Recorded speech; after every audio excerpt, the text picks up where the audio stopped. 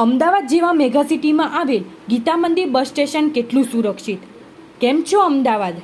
અત્યારે આપણા બધામાં ચર્ચા છે કે રિક્ષામાં બેસવું કે કેમ. જો આપણે રિક્ષામાં બેઠા તો કોઈ લૂંટી નહીં લે ને, કોઈ બેભાન તો નહીં કરી નાખે ને? શું હવે અમદાવાદમાં રિક્ષામાં બેસવું સુરક્ષિત છે? આ વાત એટલા માટે કરીએ છીએ કે અમદાવાદમાં આવેલ ગીતા મંદિરમાં 28 વર્ષીય યુવક દીપક પરમાર ગિરનારથી ગીતા મંદિર બસ સ્ટેશનથી પોતાના ઘરે જવા રિક્ષામાં બેઠો ને પછી તેમના પિતાને કોલ કરી એવી ખબર આપવામાં આવે છે કે તેમણે કલ્પના પણ ન કરી હતી. પણ વાત એ છે, જીએસઆરટીસી જે આપણે ગીતા મંદિર બસ સ્ટેશનના નામે ઓળખાય છે, તેમણે અહીં મૂકેલ સિક્યુરિટી શું કરતી હતી?